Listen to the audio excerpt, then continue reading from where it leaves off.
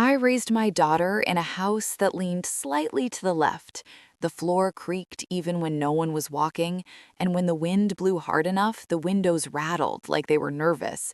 I used to joke with her that the house was alive, that it was listening to us. She believed me for years.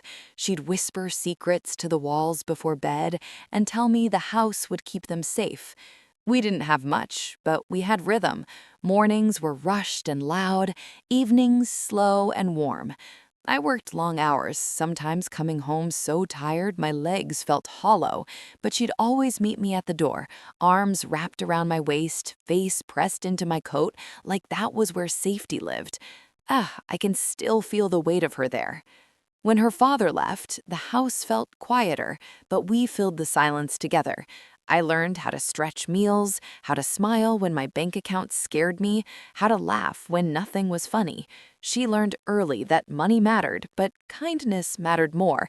At least, I thought she did.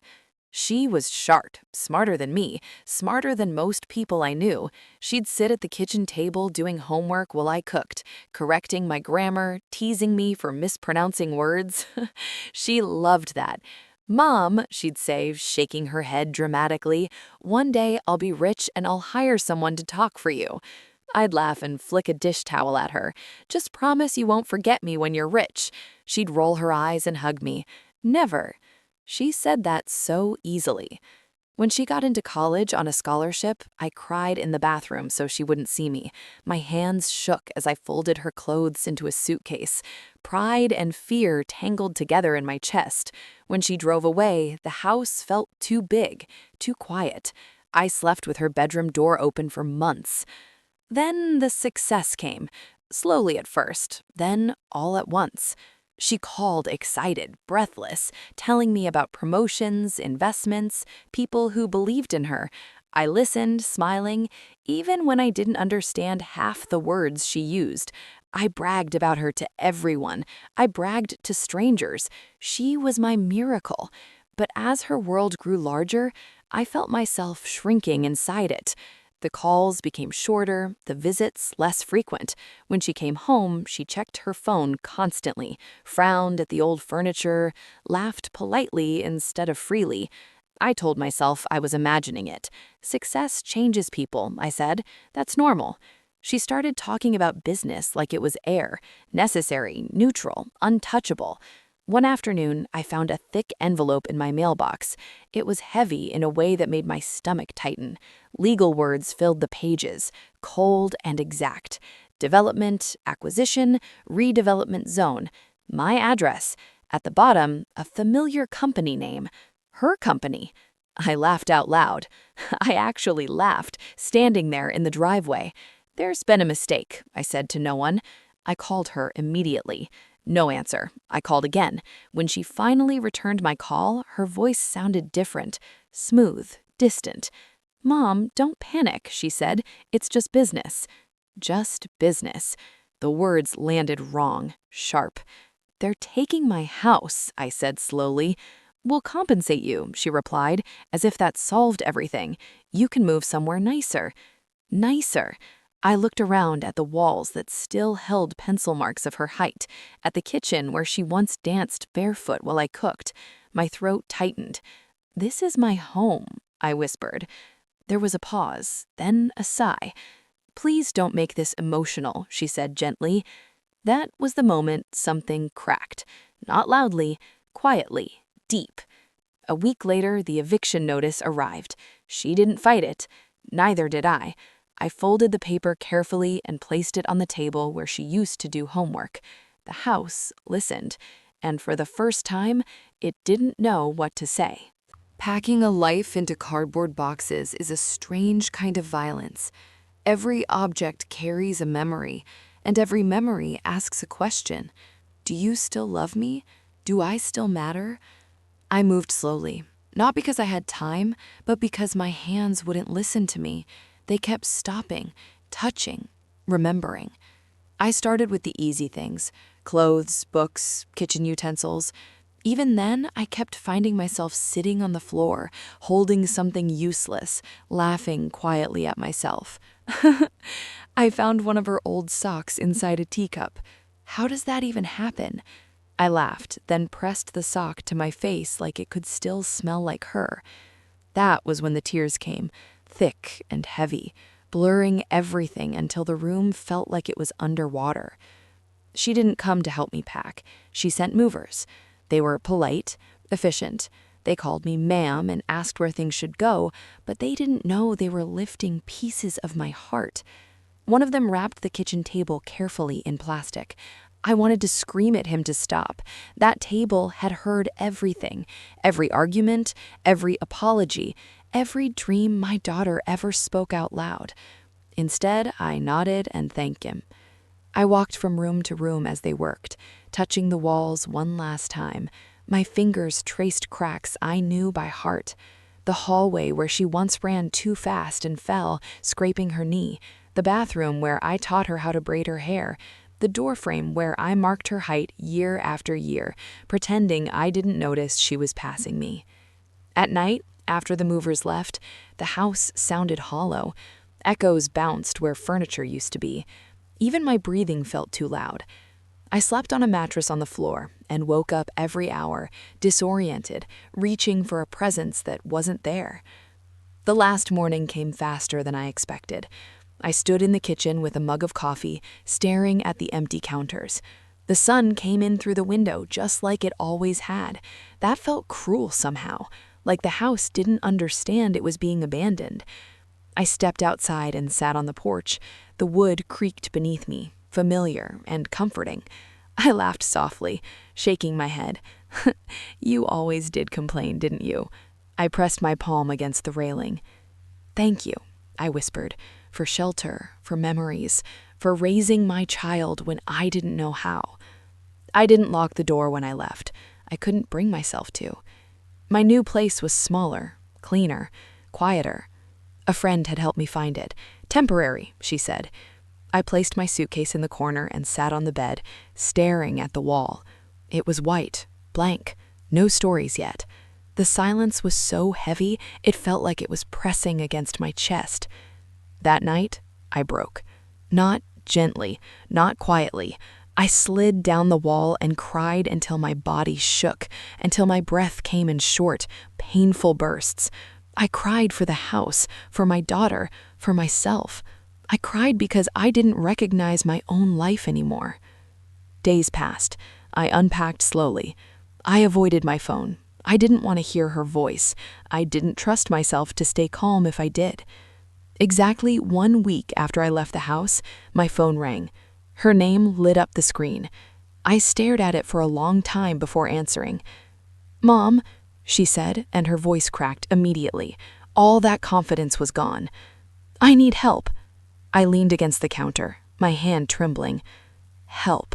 She talked fast, words tumbling over each other, deals falling apart, accounts frozen, lawsuits, partners disappearing, millions on paper, she said, but nothing real, nothing she could touch. "I don't know what to do," she sobbed. "I don't know who else to ask." I closed my eyes. "You took my home," I said quietly. She cried harder. I know I did. I was wrong. I thought I was being smart. I thought I was protecting myself." The silence between us stretched, thick and painful. "I have nowhere to go," she whispered. "Can I come home?" Home. The word twisted inside me. I laughed, a short, tired sound that surprised us both. "I don't have one anymore," I said. She gasped, like the reality finally hit her. "I'm sorry," she said over and over. I rubbed my forehead, feeling years of exhaustion settle into my bones. "I can come here," I said at last. She broke completely on the other end of the line. And in that moment, I realized something terrifying and true. Even without a house, I was still her home. She arrived late in the evening, the sky already dark, the streetlights buzzing softly like they were tired too. I watched from the window as she stepped out of the car with one suitcase. Just one. It looked wrong somehow, like the life she'd built didn't know how to fit into something so small. When she knocked, her hand hesitated. I could see it through the door, hovering for a second before touching the wood. That pause told me everything. I opened the door, and there she was. No heels, no sharp suit, no confidence shining in her eyes. Just my daughter, standing there smaller than I remembered, her face pale, her eyes swollen from crying. For a moment, neither of us spoke. Then she fell into my arms. She shook as she held me, like her body was finally letting go of something it had been gripping too tightly for too long. I wrapped my arms around her and felt how thin she'd become. When did you stop eating? When did you stop sleeping? My chest ached with a mix of anger and love so tangled I couldn't separate them. I don't deserve you, she whispered into my shoulder. I didn't answer. I just held her tighter. Living together again felt nothing like it used to. Back then, everything had been loud and easy. Now, our days were careful. We moved around each other softly, like we were afraid of breaking something invisible between us. She woke early and paced the small apartment, phone in hand, checking messages that never came. I made coffee and watched her stare into the mug like it might tell her what to do next. The first night, she insisted on cooking dinner. She burned the vegetables so badly the smoke alarm went off. The sound startled her, and she jumped, waving a towel wildly. I laughed before I could stop myself, and for a split second, she laughed too. Then her face crumpled, and she turned away, pressing her hands to the counter. I don't know how to do normal things anymore, she said quietly. I turned off the alarm and opened a window. Normal isn't something you forget. It's something you stop making time for. She nodded without looking at me. At night, I heard her crying through the thin walls. She tried to be quiet, but grief doesn't know how to whisper. I lay in bed listening, my hands clenched in the blanket, fighting the urge to rush to her. Some pain needs space. Some lessons need silence. One morning, she sat across from me at the table, her eyes red, her hands shaking around a cup of tea. "Do you hate me?" she asked suddenly. The question hung in the air, heavy and fragile. I took a slow breath. "No," I said honestly, "but I won't pretend you didn't hurt me." Her lips trembled. Tears spilled over, dropping into her tea. "I thought money meant safety. I thought if I controlled everything, nothing could touch me." "And now?" I asked. She laughed bitterly. "Now I don't even know who I am without it." I reached across the table and placed my hand over hers. Her fingers were cold. I said, "You're still my daughter. That didn't change." She broke then, sobbing openly, her shoulders shaking as she leaned forward. I moved beside her and held her while she cried into my sweater, the same way she had when she was little and scraped her knees. Days turned into weeks. Lawyers called, letters arrived. I watched her read them, her face tightening, her jaw clenching. She started helping more around the apartment, cooking, cleaning, fixing small things she never would have noticed before. It wasn't about responsibility. It was about grounding. One afternoon, she sat beside me on the couch and said, "I drove past the old neighborhood DA." My heart skipped. "The house is still there," she added quickly, like she was afraid of hurting me. I nodded, unable to speak. "I didn't realize what I was taking," she whispered. I stared at the wall, swallowing hard. Some things don't show their weight until they're missing. She leaned her head on my shoulder. That simple gesture felt like a fragile bridge being rebuilt, plank by plank. For the first time since everything fell apart, I saw her not as a woman who had lost millions, but as a child who had lost her way. And I knew this wasn't the end of the lesson. Not yet. Time changes its shape when everything familiar is taken away. Days passed slowly, each one heavy with unfinished conversations and unspoken regrets. My daughter stopped chasing calls that never came. She started waking later, sitting by the window with a cup of coffee that went cold in her hands. I watched her stare at the street like she was searching for something she had dropped and couldn't remember where. One afternoon, she asked if I wanted to go for a drive. Her voice sounded unsure, like she already knew the answer might hurt.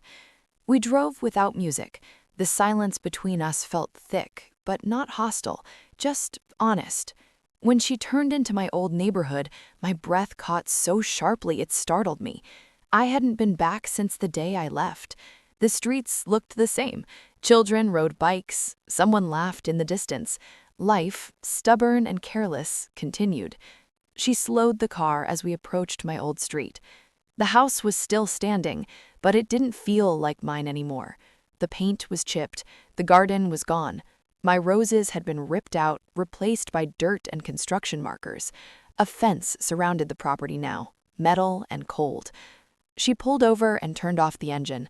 For a long moment, neither of us moved. Then she broke. She covered her face with her hands and cried in a way that scared me. Not quiet tears, not controlled ones. This was raw, shaking, gasping grief. It tore through the car like a storm. "I destroyed it," she sobbed. "I destroyed your life." I reached out, my hand hovering before resting on her back. I rubbed slow circles, the way I used to when she had nightmares. "Yes," I said softly, "you did." She flinched at the truth. "But you're not destroyed, and neither am I." She looked up at me then, her eyes red and swollen, searching my face for something. Forgiveness, maybe, or punishment. "I don't know how to fix this," she whispered. "You don't fix it. You live with it, and you choose differently next time." We sat there until her breathing slowed. When she finally started the car again, she didn't look back. That night, she knocked on my bedroom door. She stood there awkwardly, like she didn't know if she was allowed inside anymore. "Can I sit with you?" she asked. I nodded, and she sat on the edge of the bed, twisting her hands together. I built everything on fear. Fear of being poor. Fear of being powerless. Fear of ending up like you. The words stung, sharp and unexpected. I smiled sadly. "And what do you think of me now?" She looked up quickly, horrified. "I didn't mean—" "I know," I said gently. "So answer." Her eyes filled again. "You're stronger than anyone I know." I nodded once. Strength isn't money. It's staying human when the world tells you not to. She cried quietly then, her shoulders slumping like something heavy had finally slid off her back. In the weeks that followed, she changed in small, meaningful ways. She stopped speaking about money like it was a measure of worth. She listened more than she talked. She apologized without excuses. She cooked meals for neighbors, helped an elderly woman down the hall with groceries, laughed at herself when she messed up. She burned the rice again one night and laughed so hard she had to sit down. "I used to fire people for mistakes like this," she said between laughs. "And now?" I asked. "Now I eat burnt rice," she replied, smiling through tears. One evening, as we folded laundry together, she said, "If I ever have millions again, I'll do it differently." I glanced at her. "How?" She said, "I'll remember that money is loud, but love is quiet and easy to step on." I felt my throat tighten. That was when I knew the lesson had taken root, but redemption still had one final shape to take. Healing doesn't arrive all at once. It comes quietly, in moments you almost miss if you're not paying attention. One morning, I woke up to the smell of coffee already brewing. I stood in the doorway watching my daughter move around the kitchen in socks, humming softly, the way she used to when she was young. For a second, my chest tightened so hard I had to hold on to the doorframe. "Ah, there you are." She found part-time work at a small firm. No title anyone would recognize, no power, just honest hours. She came home tired, but lighter somehow. She laughed more easily, she slept through the night. Sometimes she'd tell me stories about her coworkers, shaking her head, laughing at the simplicity of it all. Imagine that. She once ran boardrooms, and now she argued about whose turn it was to clean the coffee machine. Months passed. One evening, she asked me to go for a walk. The air was cool, the sky stretched wide and pink above us. We walked slowly, our steps in rhythm. She stopped suddenly and reached into her pocket. "I've been waiting for the right moment," she said. She placed a small set of keys in my hand. I stared at them, confused. It's not big, she continued quickly, and it's not fancy, but it has a garden, real soil. You can plant whatever you want. My fingers trembled around the keys.